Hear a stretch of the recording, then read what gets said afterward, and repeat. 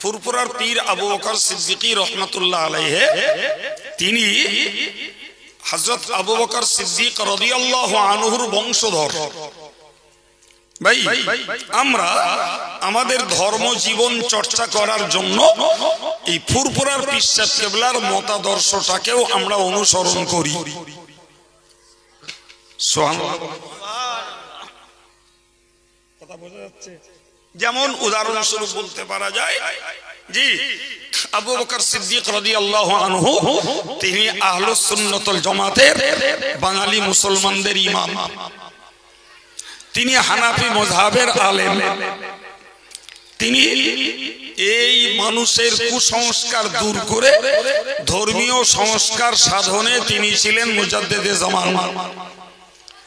জি, তিনি আধ্যাত্মিক জগতের একজন বাংলার শ্রেষ্ঠতম আল্লাহর ওলি। তিনি ভাই কোরআন হাদিস ইসলামী ফিকহের একজন বিদগ্ধ আলেম। এই কথা বোঝা যাচ্ছে? জি, তো আমরা তাকে মানি বলি তিনি গোল জামা পরতেন, আমরা পরি। তিনি গোল টুপি পরতেন, আমরা পরি। তিনি আজানে হাত তুলতেন, আমরা তুলি। তিনি নামাজে এই তাহরিমা বাঁধতেন নাভির নিচে, আমরা তাই বাঁধি।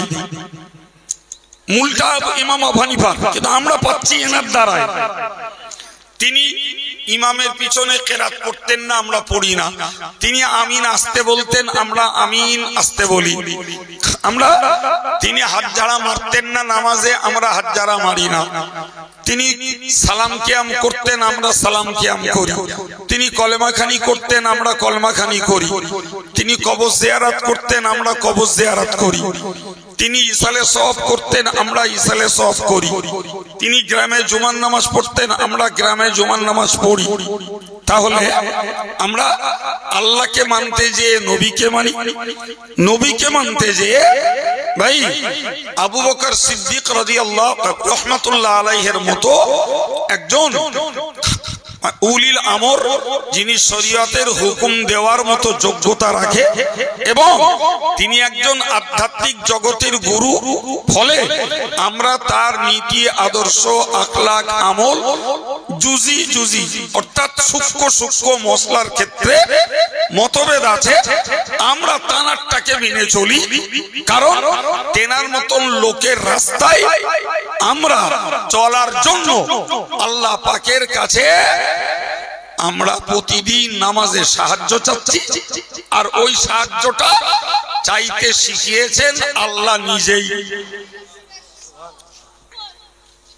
কথা বুঝতে পেরেছেন? তাহলে সিদ্দিককে মানার এই নির্দেশ মূলত কার? রাসূল বলেছেন, লা সালাতা ইল্লা বিফাতিহাতিল কিতাব। সূরা ফাতিহা ব্যতীত নামাজ সুসম্পন্ন হয় না। যাই হোক, তো সূরা ফাতিহা এটি কোরআনের প্রারম্ভিক, কোরআনের উপক্রমণিকা, কোরআনের সূচনা এর দিয়ে করা হয়েছে। তো ওই সূরাটার ভিতরে আমরা যে কথাগুলো বলি, কথাগুলো আমাদের তৈরি করা নয়, আল্লাহ তৈরি করে আমাদেরকে বলতে নির্দেশ দিয়েছেন। তো পুরো ব্যাখ্যা দেওয়ার সময় আমি নেব না, আমি শুধু একটা অংশের কথা বলছি। সূরা ফাতিহাতে অ্যাকচুয়াল তিনটি অংশ আছে। একটা অংশ হলো আল্লাহ পাকের প্রশংসা, আর একটা অংশ হলো যে আমাদের নিজস্ব কীর্তি, নিজেদের কর্ম, যেটাও মূলত সেই আল্লাহর প্রশংসার একটা অংশ। আর 3 নম্বরে আছে আমাদের পক্ষ থেকে একটা ডিমান্ড, আল্লাহ পাকের কাছে আমাদের একটা চাহিদা। তো যদি আয়াতটুকু পুরোপুরি বুঝি তো এরকম, প্রথম বলছি আমরা আলহামদুলিল্লাহি রাব্বিল আলামিন, আল্লাহ সমস্ত প্রশংসা যিনি গোটা জগৎ সমূহের প্রতিপালক, সে আল্লাহর জন্য। পরে বলছি আর রহমানির রহিম, তিনি অসীম দয়াল অতীব কৃপাবান। এরপরে বলছি মালিক ইয়াউমিদ্দিন, তিনি প্রতিদান দিবসের মালিক। এরপরে বলছি ইয়াকা না'বুদু, আল্লাহ আমরা তোমারই ইবাদত করি। ও ইয়াকা নাস্তাঈন, এবং তোমার কাছেই আমরা সাহায্য চাই।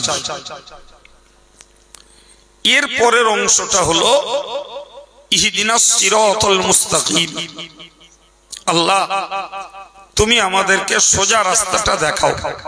আমাদের ডিমান্ড এটা, আমাদের এটা চাহিদা যে তুমি সোজা রাস্তা যেটা, সঠিক রাস্তা যেটা, সরল এবং সহজ রাস্তা যেটা, সেটা আমাদেরকে দেখাও।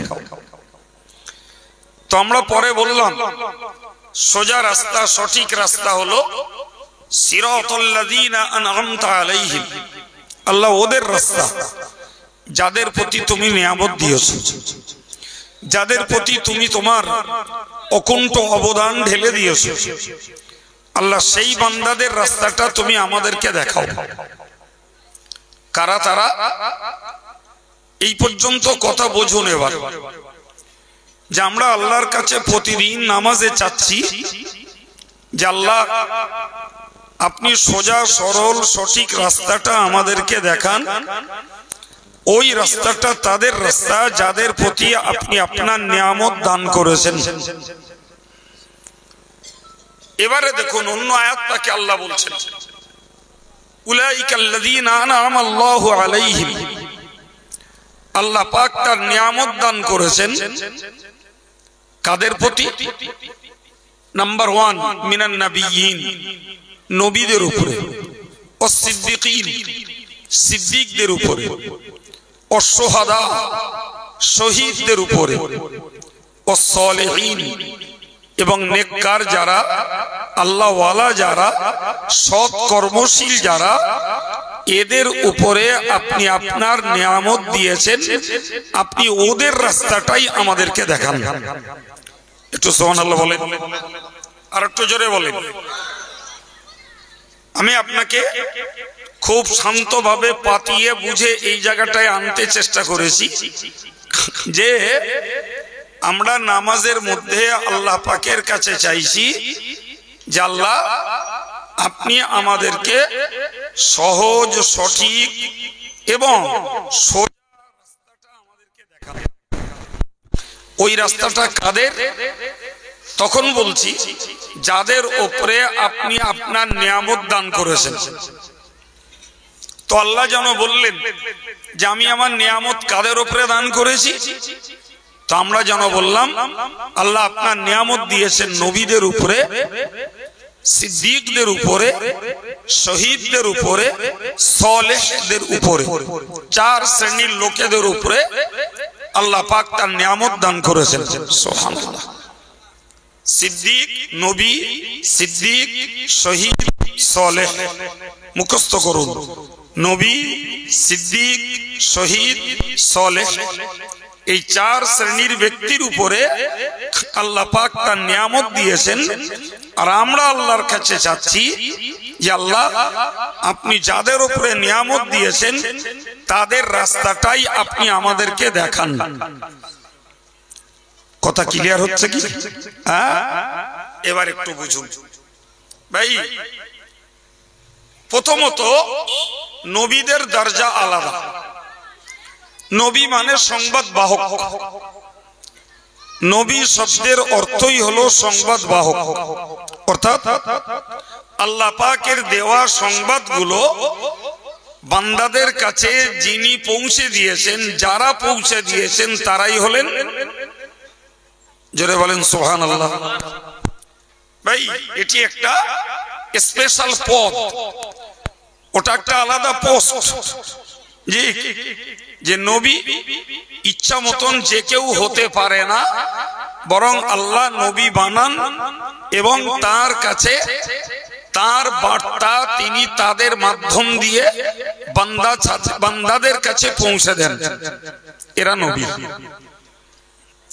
জি, তাহলে নবী যখন একটা স্পেশাল পোস্ট, তাই ওই দরজায় পৃথিবীর অন্য কোনো মানুষ এমনি এমনি পৌঁছাতে জোরে বলেন পারবে। জি, এই নবীদের ভিতরে আরেকটা শ্রেণী হলো যারা রসুল। কি বলেছি বাবা? জোরে বলেন। নবীদের ভিতরে আরেকটা শ্রেণী যারা হলেন রসুল। এদের স্পেশালিটি হলো আল্লাহ তাদের কাছে শুধু সংবাদ দেননি, রীতিমতো অথেন্টিক কিতাব আল্লাহ তাদেরকে দিয়েছেন। সুবহানাল্লাহ।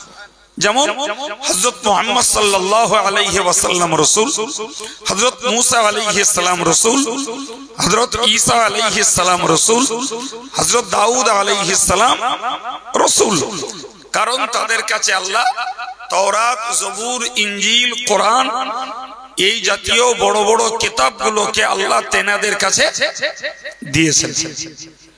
এখান থেকে একটা শিক্ষা আরেকটা নেন, সেটা হলো প্রত্যেকটা রসুল নবী, কিন্তু প্রত্যেকটা নবী রসুল নন।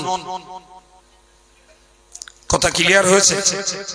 প্রত্যেকটা রসুল নবী, জি, নবী না হলে রসুল হয় না, কিন্তু প্রত্যেকটা নবী রসুল নন। ওই পর্যন্ত মুখস্থ রাখুন, পরের অংশ বুঝুন। তো এই নবীরা এবং রসুলগণেরা তারা অবশ্যই আল্লাহ পাকের নিয়ামত প্রাপ্ত। তারা আল্লাহর খাস রহমত, খাস হেফাজত, আল্লাহ পাকের খাস মদদ, সবকিছু তাদের জন্য বরাদ্দ। নাম্বার 2, যে শ্রেণীটার কথা কোরআনে বলা আছে তেনারা হলেন সিদ্দিক। তেনারা কি? সিদ্দিক। এখানে খুব শান্ত মাথায় একটা দুটো কথা বুঝুন। কোরআন শরীফের একটি আয়াত পাকে আল্লাহ বলেছেন, ওয়াল্লাযীনা আমানু বিল্লাহি ওয়া রাসূলিহি উলাইকা হুমুস সিদ্দিকুন। আল্লাহ বলেছেন যারা আল্লাহর উপরে এবং রাসূলের উপরে ঈমান নিয়ে এসেছেন, আল্লাহ পাকের উপরে এবং নবী মুহাম্মদ সাল্লাল্লাহু আলাইহি ওয়াসাল্লামের উপরে যারা ঈমান নিয়ে এসেছেন এরা সকলেই সিদ্দিক। সুবহানাল্লাহ হবে না? আপনারা আল্লাহর প্রতি ঈমান আনেননি, রাসূলের প্রতি ঈমান আনেননি, তাহলে বুঝতে দেরি হচ্ছে কেন? তাহলে আমরা আল্লাহর প্রতি ঈমান এনেছি, রাসূলের প্রতি আমরা ঈমান এনেছি, আলহামদুলিল্লাহ। তো আল্লাহ বললেন উলাইকা হুমুস সিদ্দিকুন, যারা আল্লাহ এবং রাসূলের প্রতি ঈমান নিয়ে এসেছেন এনারা সবাই সিদ্দিক। কথা বোঝা গেল? তাহলে এটা হলো ঈমান বিল্লাহ এবং ঈমান বির রাসূলের জন্য পাওয়া উপাধি। সকল মুমিনরা কি? সিদ্দিক। আমার আল্লাহ কোরআনে বলেছেন হযরত ঈসা আলাইহিস সালামের মা মরিয়মকে বলেছিলেন ও উম্মুহু সিদ্দিকা। জি, অর্থাৎ ঈসার মা মরিয়ম তিনি সিদ্দিকা। পুরুষদেরকে বলা হয় সিদ্দিক আর মেয়েদেরকে বলা হয় সিদ্দিকা। তাহলে এক্ষেত্রে বুঝতে পারা যাচ্ছে যে সিদ্দিক এটি একটি সাধারণ উপাধি ইমানদার মুসলমানদের। কথা ক্লিয়ার হয়েছে ভাই? তাহলে এই অর্থে সমস্ত উম্মতের ইমানদার, আল্লাহর প্রতি বিশ্বাসী, রাসূলের প্রতি বিশ্বাসী, এনারা সবাই সিদ্দিক। কথা ক্লিয়ার? এরপরে আরেকটা কথা বুঝুন। রাসূল করিম সাল্লাল্লাহু আলাইহি ওয়াসাল্লাম তার জীবনের 51 বছর বয়সে তিনি মেরাজে গেলেন। কত বছর বয়সে? 51 বছর বয়সে মেরাজ মানে ঊর্ধ্ব আকাশ ভ্রমণ আল্লাহ করালেন এবং আল্লাহ পাক নিজে তাকে দাওয়াত দিয়ে নিয়ে গেলেন। সুবহানাল্লাহ। তিনি মেয়ারাজে যে সার কথা, তিনি সপ্ত আসমান দেখেছেন, 7 আসমান ভেদ করে আরশ মহল্লায় চড়েছেন, তিনি জান্নাত জাহান্নাম দেখেছেন ইত্যাদি ঊর্ধ্ব জগতের যে চিত্রটা আল্লাহ পাক তাকে দেখিয়েছেন, উনি মেয়ারাজ থেকে ফিরে এলেন। এখানে একটা কথা আমাদেরকে মনে রাখতে হবে ভাই, কিছু কিছু লোক আছেন যারা মনে করেন রাসূলুল্লাহর মেয়ারাজ স্বপ্ন। কি মনে করে? জোরে বলেন। স্বপ্ন। কিন্তু সুন্নাতুল জামাতের আকীদা হলো মেয়ারাজ স্বপ্ন নয়, বরং সশরীরে জাগ্রত অবস্থায় রাসূলুল্লাহকে আমার আল্লাহ ঊর্ধ্ব জগৎ দেখিয়েছেন, ভ্রমণ করিয়েছেন, এটাই মেয়ারাজ। কথা বোঝা গেল কি?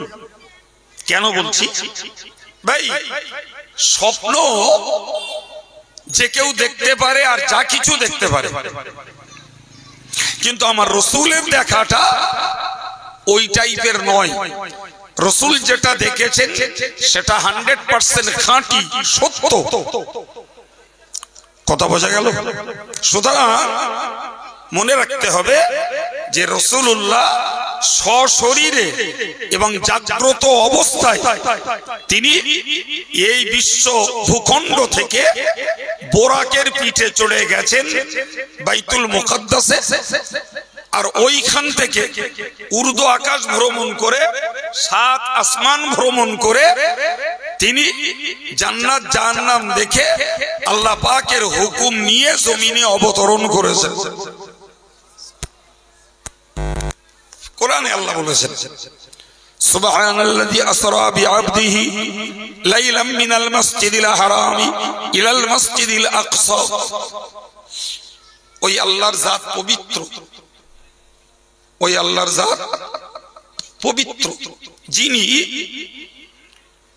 তার বান্দা মুহাম্মদ সাল্লাল্লাহু আলাইহি ওয়াসাল্লামকে রাতের বেলা মক্কা শরীফের মসজিদুল হারাম থেকে জেরুজালেমের বাইতুল মুকাদ্দাস পর্যন্ত নিয়ে গেছেন।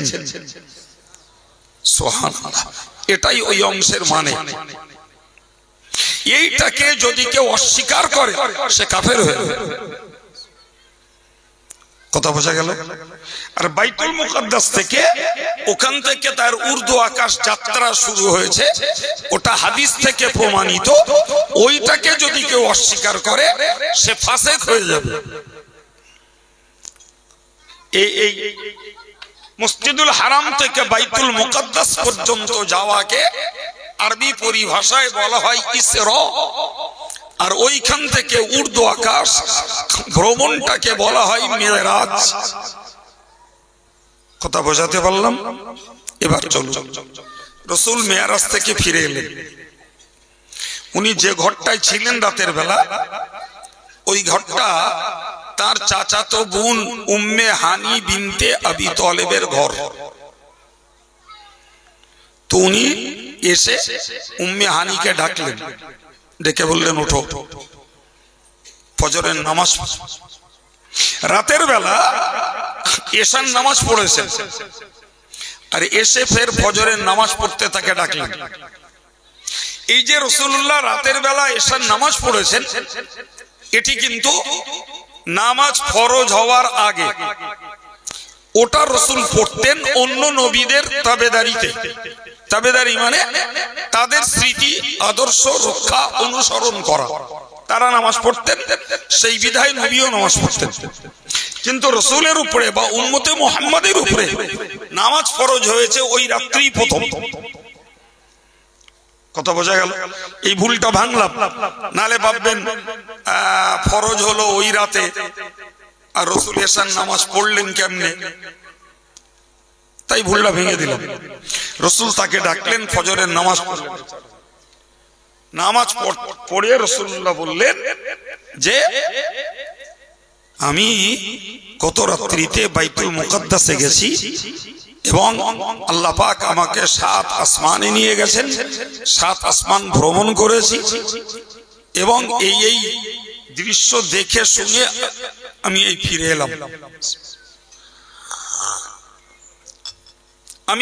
এলাম, তো তিনি উম্মে হানিকে বললেন যে আমি এই কথাটা এক্ষুনি কাবা শরীফে যেয়ে বলবো। কোথায় বলবে? কাবা শরীফ। তো কাবা শরীফ মানে সকালবেলা, তখন কাফেরদের আনাগোনা। জি, মক্কা শরীফে তখনও যথেষ্ট পরিমাণে কাফেরদের আনাগোনা রয়েছে। যদিও মুসলিম সংখ্যা বেড়েছে, তবে সংখ্যা অনুপাতে তখনও মুসলমানরা সংখ্যা গুরু হয়নি, তখনও মুসলমানরা সংখ্যা লঘু। কথা বোঝা গেল? তুমি হানি বললেন আপনি কাবা শরীফে যে কি বলবেন? তাহলে আমি রাতের বেলা যা যা দেখেছি সব বলবো। তুমি হানি বললেন আমি আপনাকে অনুরোধ করছি আপনি এসব কথা বলবেন না। একেতে ওরা ঠাট্টা করে, বিদ্রুপ করে, আপনাকে মিথ্যাবাদী বলে, আপনার কথা নেয় না। আর আপনি যদি এইসব কথা বলেন তাহলে ওরা তো নেবে না, উপরন্তু আপনাকে একেবারে অনস্তিত্ব করে দেবে, অস্তিত্বহীন করে দেবে। আপনি এই জাতীয় কথাগুলো বলবেন। প্রিয় নবী বললেন আমি যা দেখেছি তা আমি বলবই। সুবহানাল্লাহ। আল্লাহ আমাকে যা দেখিয়েছেন তা আমি বলবই। এমনকি কিতাবে এসেছে উম্মে হানি রাসূলুল্লাহর জামার খোঁটাটা টেনে ধরলেন যাতে রাসূল কাবায় যে এই কথাগুলো না বলে। রাসূল জামাটাকে একরকম ছিনিয়ে নিয়ে তিনি চলে গেলেন। উম্মে হানি তাড়াতাড়ি তার একজন পরিচারিকাকে পাঠিয়ে দিলেন, বললে তুমি যাও তো, রাসূল কি বলছেন আর মক্কার লোকগুলো, কাফেররা, কুরাইশ বংশের লোকেরা, মুশরিকরা ওই কথাগুলো কি মনে নিচ্ছে, একটু যাও তো, গিয়ে শুনে এসো তো। তো যেটা ঘটার সেটাই ঘটছে। কেউ বলছে মোহাম্মদ পাগল হয়ে গেছে, কেউ বলছে মোহাম্মদ মিথ্যাবাদী, কেউ বলছে বাইতুল মুকাদ্দাসে যেতে 1 মাস সময় লাগে, উর্দু আকাশ পড়ে থাক, এখান যেতে 1 মাস সময় লাগে, সেখানে মোহাম্মদ গেল কি করে? নানা জনের নানা কথা।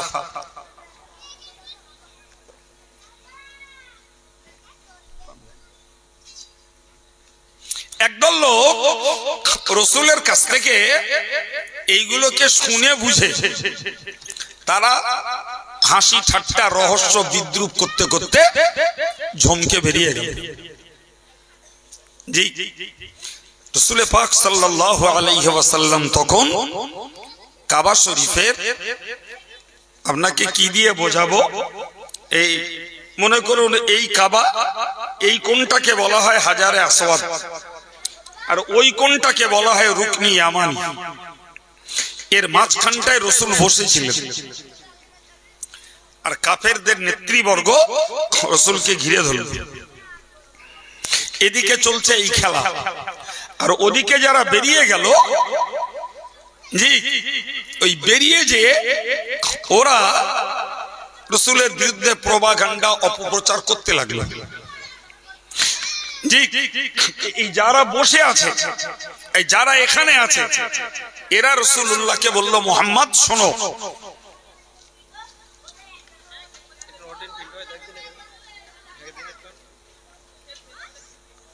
ওদের জায়গা জায়গা নিয়ে অন্যদিকে।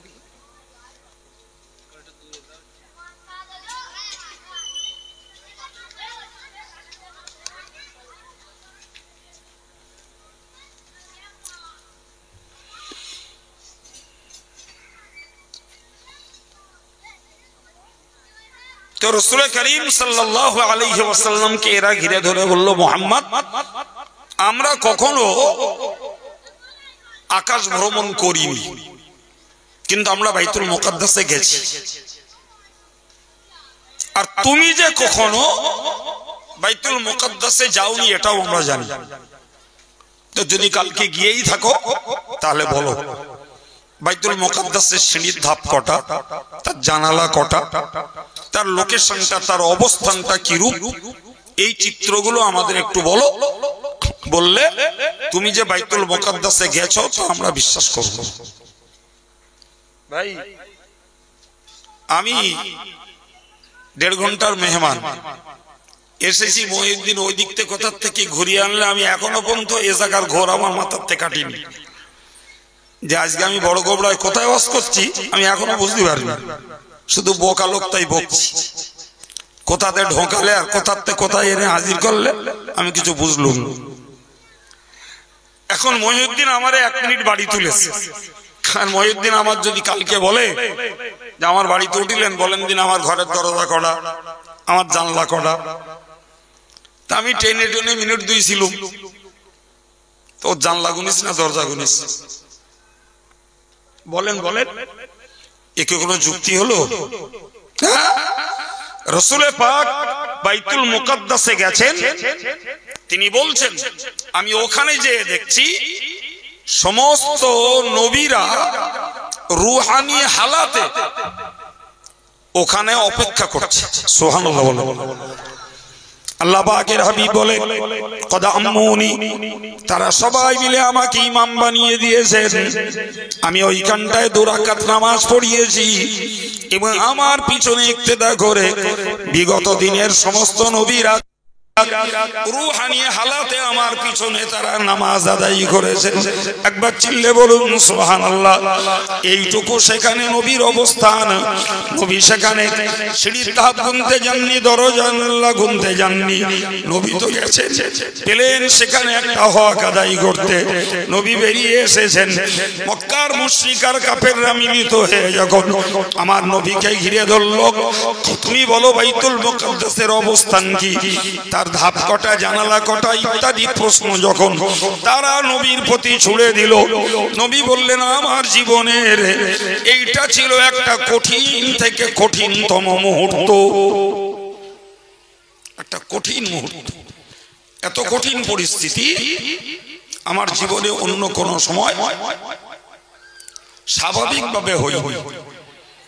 এছাড়া কঠিন পরিস্থিতি হয়েছে তয়েফের মাঠে, কঠিন পরিস্থিতি হয়েছে ওহদের রণাঙ্গনে, যুদ্ধের ময়দানে, কিন্তু স্বাভাবিকভাবে এত কঠিন পরিস্থিতি আমার কখনো হয়নি। কারণ আমি যদি এদের আজকের প্রশ্নের উত্তর দিতে পারি, তাহলে 11 বছর ধরে আমি ইসলামের পক্ষে, দ্বীনের পক্ষে যা বলেছি সব সত্য বলে প্রমাণ হবে।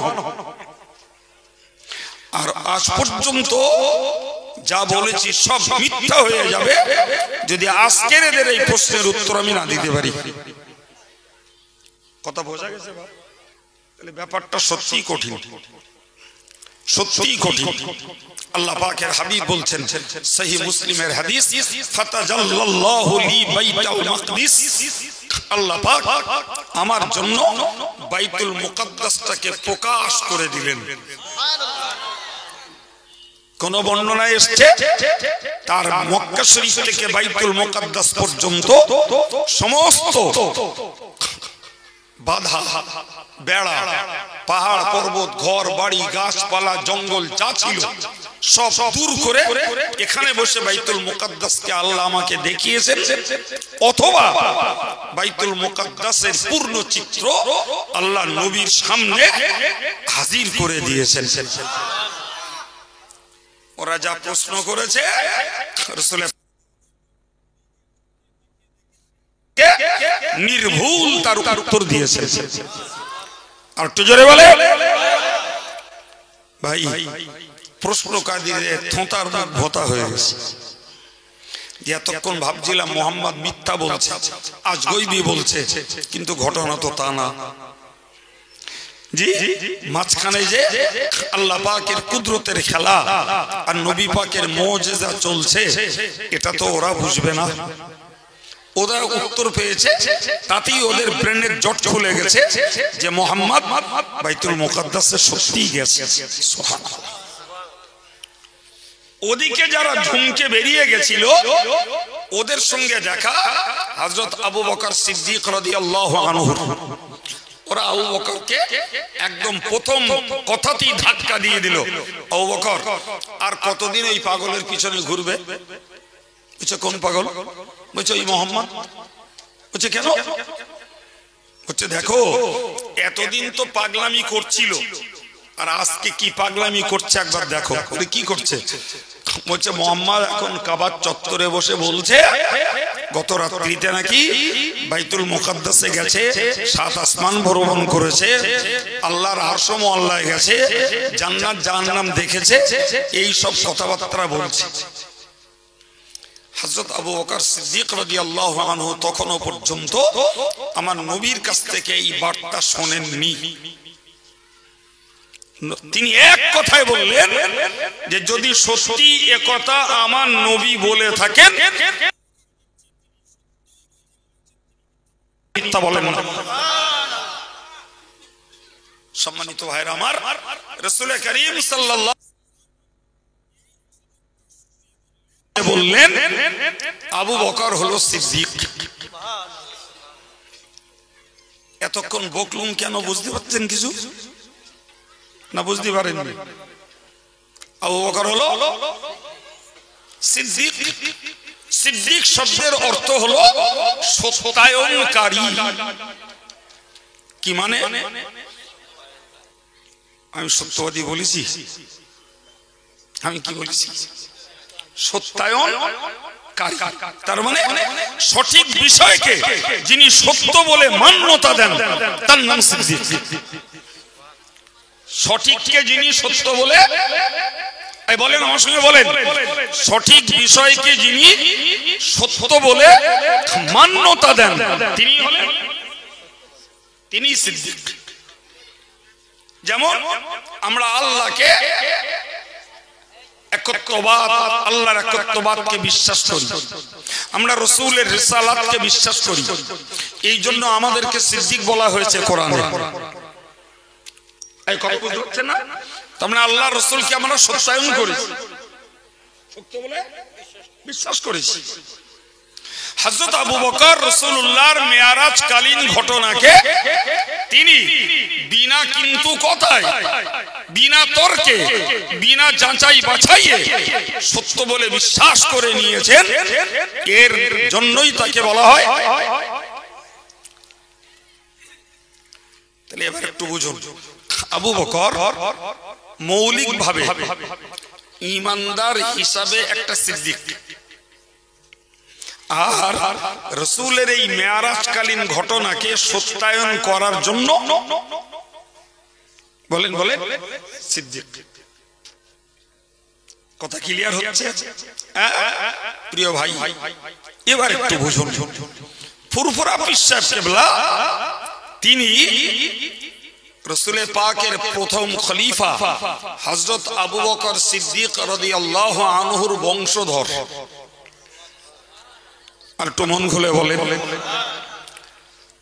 ভাই, তাহলে ফুরফুরা পীর সাহেব কেবলা হলেন তিনি ঈমানদার হিসাবে যেমন সিদ্দিক, তেমন হযরত আবু বকর সিদ্দিক রাদিয়াল্লাহু আনহুর বংশধর হিসাবে তিনি সিদ্দিক। কথা কোথায় ঢুকছে কিছু? আমরা নামাজের সূরা ফাতিহাতে আল্লাহর কাছে চাইছিলাম, আল্লাহ তুমি আমাদের নবীদের রাস্তা দেখাও। মনে আছে? আল্লাহ তুমি আমাদেরকে সিদ্দিকদের রাস্তা দেখাও। কার রাস্তা? সিদ্দিকদের রাস্তা। তো আমরা আল্লাহর রাস্তায় চলার জন্য নিশ্চিত নবীর রাস্তা আমরা নিয়েছি। সুবহানাল্লাহ বলে কি গো, নবীর রাস্তা আমরা নেইনি? আমাদের নামাজ কালামের নিয়ম পদ্ধতি, আমাদের দাড়ি টুপি, আমাদের ইস্তেঞ্জা, আমাদের সালাম কালাম, আমাদের মসজিদে ওঠা, আমাদের ডান হাতে খাওয়া, আমাদের মসজিদে ডান পা রাখা, বাথরুমে বাম পা রাখা, বার হওয়ার সময় ডান পা রাখা, এগুলো কি? কথা বলেন, এগুলো কি? সব নবীর অনুসরণ। সুবহানাল্লাহ বলেন। এগুলো কি? নবী মুহাম্মদুর রাসূলুল্লাহ অনুসরণ। প্রিয় ভাইরা আমার, তাহলে আমরা নবীর দেখানো রাস্তাকে আলহামদুলিল্লাহ অনুসরণ করি। জি, আমরা সিদ্দিকের রাস্তা আল্লাহর কাছে দেখতে চেয়েছি। কার রাস্তা দেখতে চেয়েছি? সিদ্দিকের রাস্তা। এখন বলেন ফুরফুরার পীর আবু বকর সিদ্দিকী রহমাতুল্লাহ আলাইহি তিনি হযরত আবু বকর সিদ্দিক রাদিয়াল্লাহু আনহুর বংশধর। ভাই আমরা আমাদের ধর্ম জীবন চর্চা করার জন্য এই ফুরফুরার পীর সাহেব কেবলার মতাদর্শটাকেও আমরা অনুসরণ করি।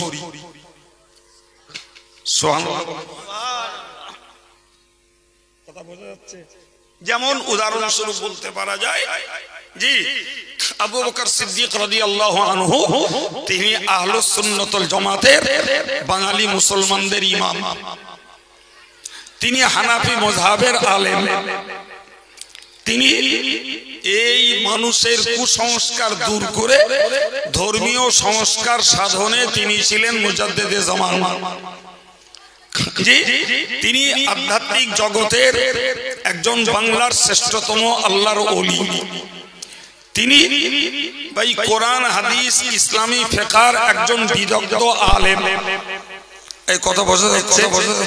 জি তো আমরা তাকে মানি বলি তিনি গোল জামা পরতেন আমরা পরি, তিনি গোল টুপি পরতেন আমরা পরি, তিনি আজানে হাত তুলতেন আমরা তুলি, তিনি নামাজে এই তাহরিমা বাঁধতেন নাভির নিচে আমরা তাই বাঁধি। মূলটা ইমাম আবু হানিফা, কিন্তু আমরা পাচ্ছি এনার দ্বারায়। তিনি ইমামের পিছনে কেরাত পড়তেন না, আমরা পড়ি না। তিনি আমিন আসতে বলতেন, আমরা আমিন আসতে বলি। তিনি হাত ঝাড়া মারতেন না নামাজে, আমরা হাত ঝাড়া মারি না। তিনি সালাম কিয়াম করতেন, আমরা সালাম কিয়াম করি। তিনি কলেমাখানি করতেন, আমরা কলেমাখানি করি। তিনি কবর জিয়ারত করতেন, আমরা কবর জিয়ারত করি। তিনি ইসালে সওয়াব করতেন, আমরা ইসালে সওয়াব করি। তিনি গ্রামে জুমার নামাজ পড়তেন, আমরা গ্রামে জুমার নামাজ পড়ি। তাহলে আমরা আল্লাহকে মানতে যে নবীকে মানি, নবীকে মানতে যে ভাই আবু বকর সিদ্দিক রাদিয়াল্লাহু রাহমাতুল্লাহ আলাইহির মতো একজন উলিল আমর, যিনি শরীয়তের হুকুম দেওয়ার মতো যোগ্যতা রাখে এবং তিনি একজন আধ্যাত্মিক জগতের গুরু। ফলে আমরা তার নীতি আদর্শ আখলাক আমল জুজি অর্থাৎ সূক্ষ্ম মসলার ক্ষেত্রে মতভেদ আছে, আমরা তানারটাকে মেনে চলি।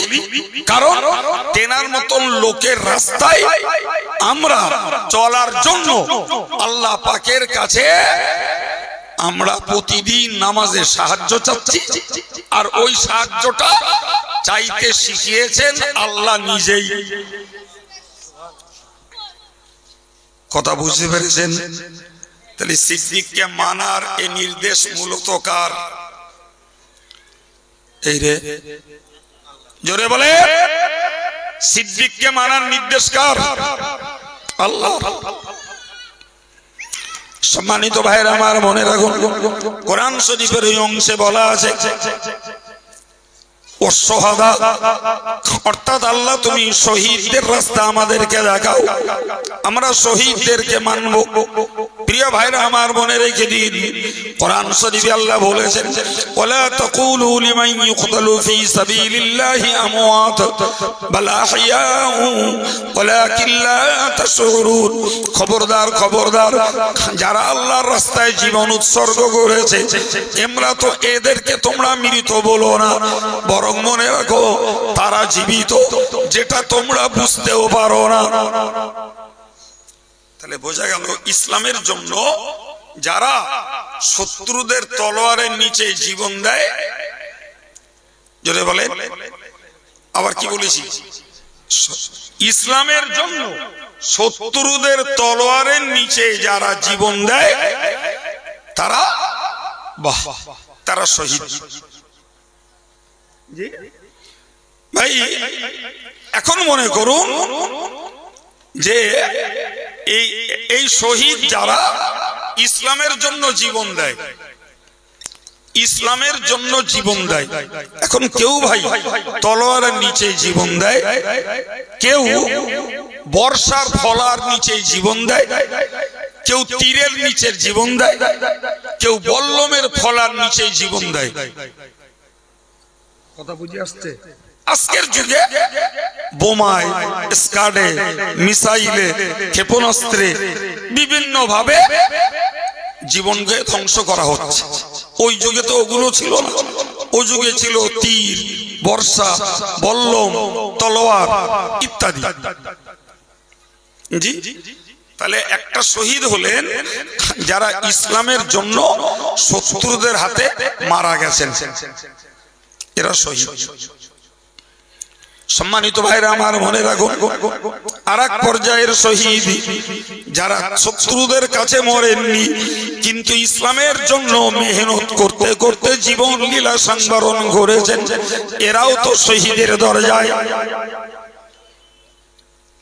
ইসলামের জন্য গোটা জীবনটা ব্যয় করেছে, হয় বক্তৃতায়, নাই লেখনীতে, না হলে আধ্যাত্মিক সাধনায়, না হলে শিরক বিতাড়নে, না হলে বেদাত উৎখাতে, না হলে দ্বীনের মশাল জ্বালতে। সুবহানাল্লাহ বলেন, আর একটু জোরে বলেন।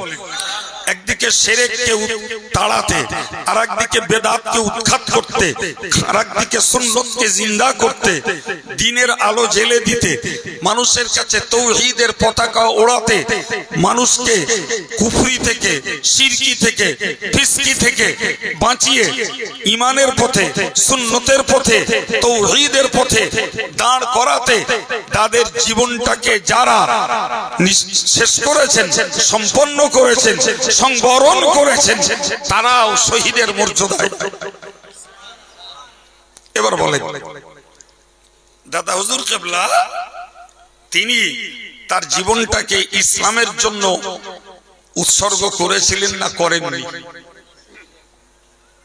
বলেন বলেন, করেছেন। বশির হুজুরের মতো লোক জীবনটাকে, রক্তটাকে পানি করেছেন ইসলামটাকে জিন্দা রাখার জন্য, ইসলাম বিরোধী অবস্থাটাকে লোপাট করে ইসলামের আলো জ্বেলে দেওয়ার জন্যই তাদের জীবনটাকে তারা উৎসর্গ করেছেন। ঠিক না ভুল? সম্মানিত ভাইরা আমার, তাহলে আমরা আর এক পর্যায়ে বলতে পারি যে দাদা হুজুর কেবলা নবী নন, কিন্তু তিনি যেমন সিদ্দিক তেমন শহীদের দরজার লোক। ঠিক না? 3 নম্বরের কথা বুঝুন ভাইরা আমার।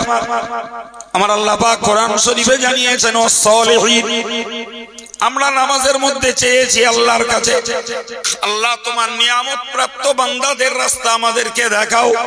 ওই নিয়ামত প্রাপ্ত বান্দা হলেন নবী, সিদ্দিক, শহীদ, সালেহ। এদের রাস্তা আমরা দেখতে চাচ্ছি বাবা। এই সালেহ কারা? সালেহ শব্দের বাংলা অর্থ হলো সৎকর্মশীল। কি মানে বাবা? সৎকর্মশীল, তার মানে যারা সৎ কাজের কাজী, তাদেরকেই আরবিতে বলা হয় সালেহ। কি বলে? সালেহ।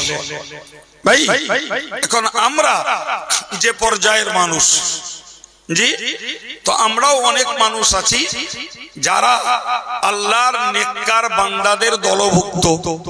আমাদের মধ্যে মাশাআল্লাহ নামাজ আছে, রোজা আছে, জিকির আছে, তাসবিহ আছে, তেলাওয়াত আছে, দাড়ি আছে, টুপি আছে। জি, শরিয়ত বিরোধী কাজ থেকে আমরা বেঁচে চলি। তাহলে আমরাও মাশাআল্লাহ সালেহ, তারা সৎ কাজের কাজী যারা, তাদের অন্তর্ভুক্ত। হ্যাঁ না বলেন? জি হ্যাঁ। কিন্তু আমাদের ঊর্ধ্বতর যারা, নিশ্চিত এই গুণে তারা আমাদের থেকে আরো অনেক উন্নত। হ্যাঁ না বলেন? ফুরফুরা শরীফের পীর মুজাদ্দিদে জামান দাদা হুজুর কেবলা রহমাতুল্লাহ আলাইহি তার স্মৃতিচারণের সভা করছেন। জি, তার স্মৃতিচারণ বুঝুন। জি, তিনি কোন দরজা অল্প করে বুঝুন, তবে তাকে চিনুন। তাকে দেখে আবার অন্যকে কিয়াস করবেন না, ভুল হবে। ভাই দাদা হুজুর কেবলার বয়স তখন 9 মাস। ক মাস বললাম? 9 মাস।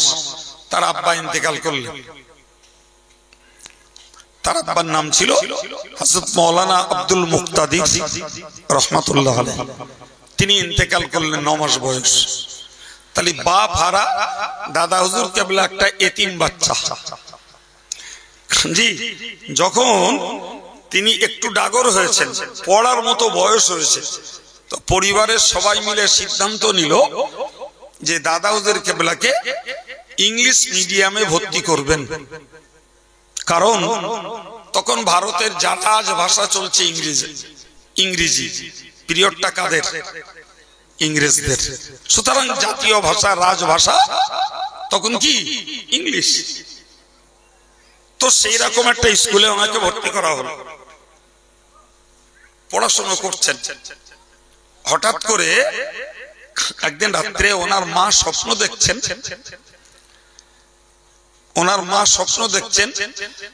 এই দাদা হুজুর কেবলার সপ্তপস্তের পীর সৈয়দ মুস্তফা মাদানী রহমতুল্লাহ আলাইহি মেদিনীপুরের টাউনে যার মাজার আছে, তো দাদা হুজুর কেবলার মা স্বপ্ন দেখছেন উনি দাদা হুজুরের বুকটাকে ফেড়ে ফেলে কি যেন ভিতর থেকে বার করছে।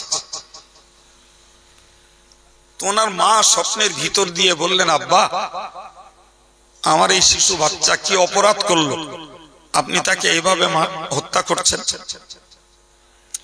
উনি শুধু এইটুকু বললেন যে এর ভিতরে কিছু বিজাতীয় নোংরামি ঢুকছে, সেইগুলোকে আমি বার করে দিচ্ছি। আর একটু জোরে বলেন। ঘুম ভেঙে গেল, দেখলেন পাশে বাচ্চা শোয়া, কাউকে কিছু বললেন না, নিজের ভিতরে নিজের চিন্তাটা রাখলেন। কয়েকদিন বাদে শিশু আবু বকর নিজে স্বপ্ন দেখছেন একটি জায়গায় একটা মাইয়েত হয়েছে এবং সেখানে অনেক বড় বড় আল্লাহওয়ালারা, বড় বড় পীর বুজুর্গরা হাজির হয়েছেন। এমনকি সেখানে রাসূল করিম সাল্লাল্লাহু আলাইহি ওয়াসাল্লাম তিনিও সেই মজলিসে হাজির। কিন্তু শিশু আবু বকর ওই মজলিসটাতে যাবেন, কিন্তু রাসূলুল্লাহ বলছেন, হে আবু বকর, তুমি যতক্ষণ পর্যন্ত বিজাতীয় শিক্ষা ত্যাগ না করবে ততক্ষণ পর্যন্ত এই মজলিসে তোমার জায়গা নাই। ঘুম ভেঙে গেল। শিশুর স্বপ্ন কাকে বলবেন? মা ছাড়া তো বলার জায়গা নেই। তিনি মায়ের কাছে বললেন। তার মা তখন বুঝলেন আমার বাচ্চার স্বপ্ন আর আমার স্বপ্ন দুটোর সমন্বয় এক। কথা বলে, অর্থাৎ আমার বাচ্চার জন্য এই ইংরেজি শিক্ষাটা আমার আল্লাহর কাছে পছন্দের নয়। সুবহানাল্লাহ হবে। আর একটু জোরে বলে। জি বাবু, হাদিস পাকে এসছে আর রুইয়া মিনাল্লাহ, সত্য স্বপ্ন আল্লাহর পক্ষ থেকে হয়। সত্য স্বপ্ন আল হুলমু মিনাশ শাইতান, আর খেয়ালি স্বপ্ন হয় শয়তানের পক্ষ থেকে। এবার বলে, এই যে দুটো ঘটনা, এগুলো কি খেয়ালের কোনো বিষয়? তাহলে এটা যখন খেয়ালি, কাল্পনিক, মনের ভিতরে উদয় হওয়া কোনো বিষয় নয়, তাহলে স্বপ্ন দুটোই সত্য। স্বপ্ন দুটোই সত্য স্বপ্ন।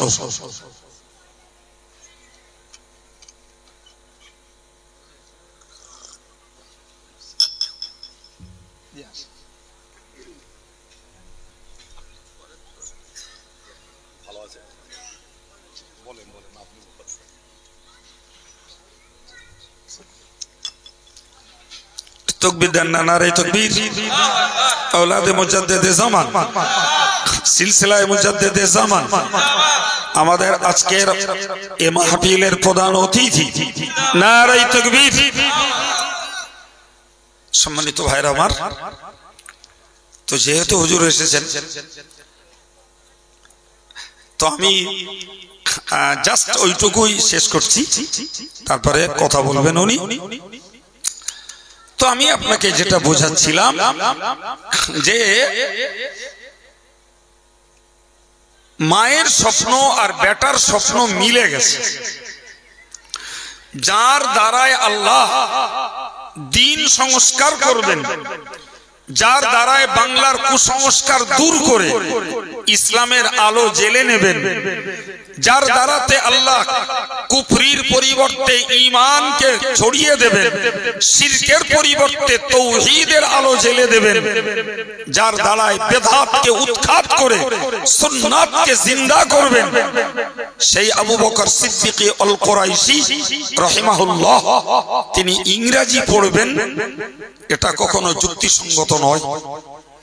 পরিবারের পক্ষ থেকে তাকে ইংরেজি পড়তে দেয়া হলেও আল্লাহ পাকের কলম ছিল আলাদা, তাই মায়ের স্বপ্ন আর বেটার স্বপ্নর সমন্বয়ে তাকে ইংরেজি শিক্ষা থেকে তুলে নিয়ে হুগলি জেলার সীতাপুর মাদ্রাসায় হুজুরকে ভর্তি করা হলো।